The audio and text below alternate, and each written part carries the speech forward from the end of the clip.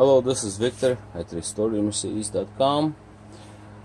This video is for Dominick in New Jersey, Top Gear, and pardon my voice, it's 2 a.m. in the morning, and I just want to make this video because I don't know when else I can do it. It's a long weekend coming up, so I figured I'll just do it right now because I'm probably not going to be working in the workshop for a few days. So before I go to bed, I'll do this video. So now we're working here with Egas module test.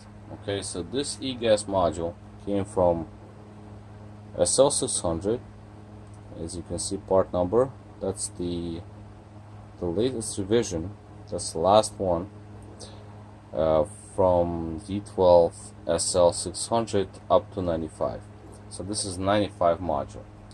So I'm gonna put it over here on the side. This module right here is going to work, but this is my module, so I'm going to do it a little differently from what I usually do. So first things first, these are throttle bodies here that's going to be used in this test. These are my throttle bodies for test, bench test purposes. Okay, so these are my units. They're, they might not be perfect, but they work just fine. So as you can see, I just want to make it clear. So all these wires, as you can see, they connect to this junction, and I have this junction connected to my plug. So what I'm gonna do is I'm going to plug in my module first. The reason being is that I want to show you that my module works, and I can actually swap out the power connector, so you can see that when I swap modules, you can see a difference. Now there are two connectors on the module, and for my bench test purposes they're wired up the way I need to wire them up. This is the main one, this is the secondary one. So yeah, they're not the same color, but they do the job. So what I'm going to do is I want to show you the operation of both units with my module first, and then we're going to switch over to the second module. So let's plug in my module right now. I want to do it live so you can actually see what I'm doing. Plugged in. Now we're going to power it up. I'm going to put the power to it. The power is already on, so I'm just going to plug it in, and it's going to activate both throttles. Now it's plugged in, so as you can see, both throttles activate, open up just fine. Or maybe I should make them turn so you can actually see butterflies. So they do activate. Yeah, obviously they don't open all the way because it's normal. I mean, whatever, long story short. Now I'm going to unplug my module. So this is my module right here. Connector is pretty tight, so I have to use screwdriver.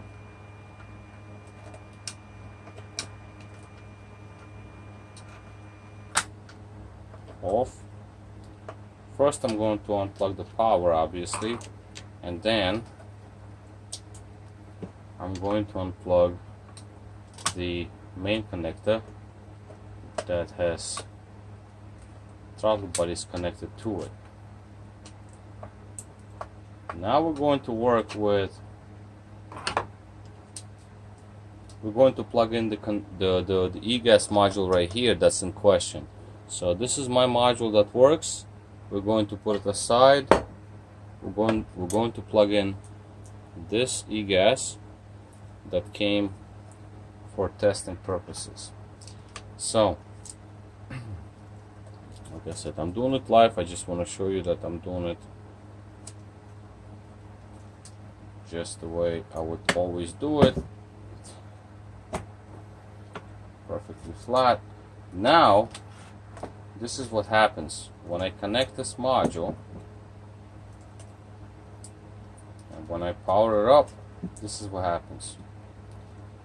So 1, 2, 3, ready or not. Wait a second.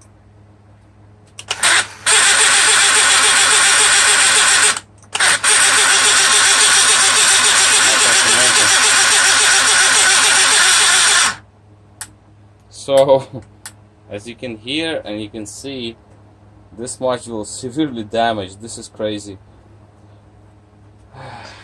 So shorts in throttle body wiring looms cause this module to go bad. No question about it. I'm going to reset it. So one more time.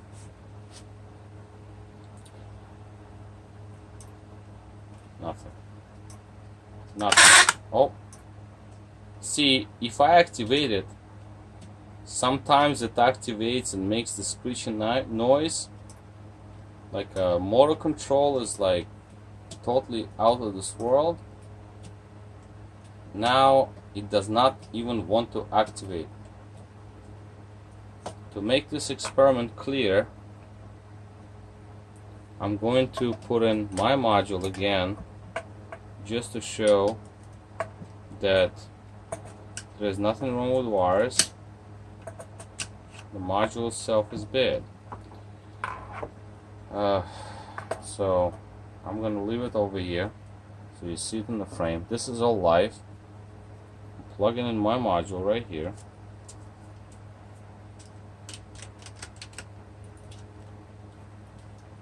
Put it down and energize it. So the power is on. We have working throttles. Okay. So that basically proves that the module is bad. So there's nothing really else that I can show to prove that the module burnt up.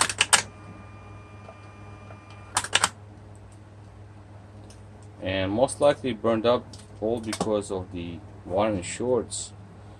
So I'm not gonna go through diagnostic and all that other stuff because it clearly does not work. I'm gonna do it one more time just to prove the point, just to want to be on the same page. So here is my module. I'm gonna put it on the side over here next to the one that's in question, and let's plug in the one that's in question.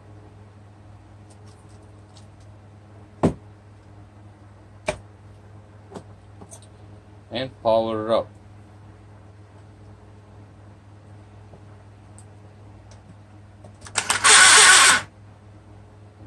Okay. That, oh yeah, because when the linkage is at idle, it at least tries to kill the throttle body, because it is actually killing the clutch, which is bad. But I want to show it on the video just so you know what's happening. Nope. It's like sometimes it activates, sometimes it does not. So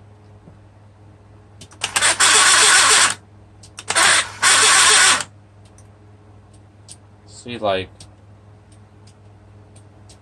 sometimes I can get it to activate, sometimes I can't. There it goes. So there was some sort of activation. I just don't want to burn this clutch because this is bad. This is like I mean, it doesn't work. Okay, so options here are wide open, so we have to decide what we're doing with this. The module is semi-alive, which is that is a good thing. To fix it or not, I don't know. I haven't opened it up. I haven't even looked into this, so we have to decide what we're doing with this. But apparently you can actually clearly, not apparently, clearly you can see that throttles activate with the good working module.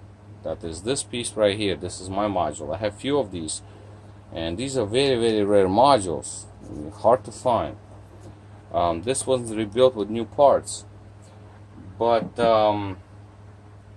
this one is extremely difficult to find, but you can still substitute it with this module right here because it's an older version, but let me you can look at the part numbers here, right here. So 0432 to 232. So this is the early style, this is the newer style, but they both will do the same thing. The thing is that when you get the older one, obviously you can have the same situation with all these throttles being shorted out, and being that the module is older, you have more chances that it's going to actually be worse than the new one, obviously. But the new one is like $4,000, from $4,000 to $5,000, which is quite expensive. Used ones, they range in price. I sell my modules for like about $2,000, but I don't know, maybe I can fix this one. Okay, so I'm gonna open this up, obviously with the concession of the customers, just to make sure, because even though this module has some sort of marking over here, I do not see any kind of tape on bolts. This is very strange. So if this module is a replacement module, used module, and it does seem to be a used module, because obviously normal module will have no marking with marker on it. So that makes me think that maybe this was a replacement one put in. It still did not fix the problem because throttles were severely shorted, but salvage yard who sold this module did not put any tape onto bolts heads. So that's what I think. I don't know, maybe I'm wrong, but it is what it is. So this is basically all. I'm going to check it out maybe tonight, even though it's like, what is it, 2:10 in the morning, but I want to have a little bit of a weekend, so maybe I'll open it up right now before I go to bed, and just to see if there are any apparent burned spots or anything, and if not, then I have to go into deeper troubleshooting, and then we have to discuss that, because at the end of the day, you most likely want this module anyway, because the later modules somehow they have a little smoother idle speed, and cruise control works a little more smoother, because this is a little newer one. It's a little revised, but I mean, if you need these throttles to work, you do want either one. It doesn't matter. I mean, you need one of these Egas modules to make throttles work, and they're very rare and very hard to find. I do have few of these things because I accumulate these things over years, and I have 140 and 129, 129, and obviously this is another one right here. This is the one we've been testing, and some other ones, 124, 140. What is this? Another 129. But again, it took me years to get. This is a LH, that's different. 124 TLLR, Egas, another TLLR.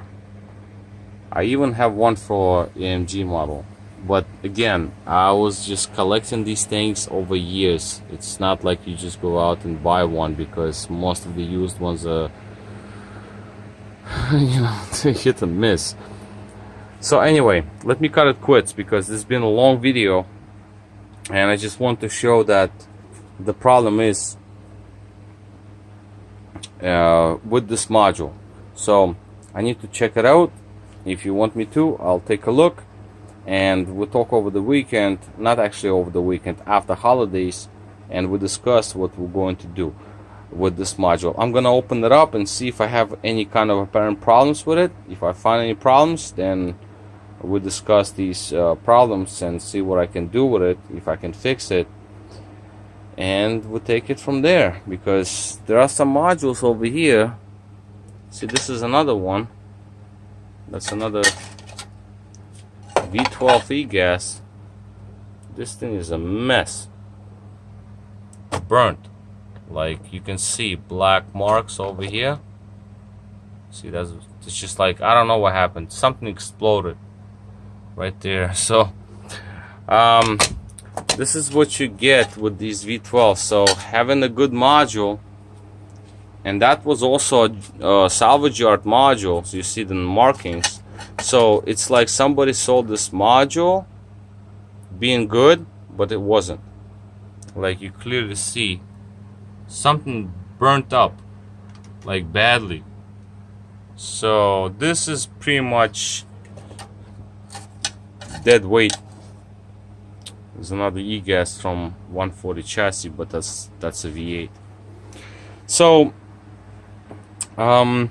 this is basically all for now for me, and we'll discuss the situation after holidays, and hopefully I'll find and I can fix this particular unit, because this is a rare unit.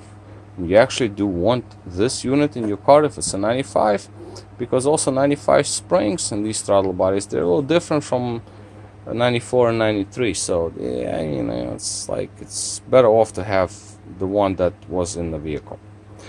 Alright, so this is all for me. This is Victor at HistoriaMercedes.com, and I'm sorry for my voice, and I'm really beat up for today. I haven't slept very well last night, but it is what it is. So thank you for watching.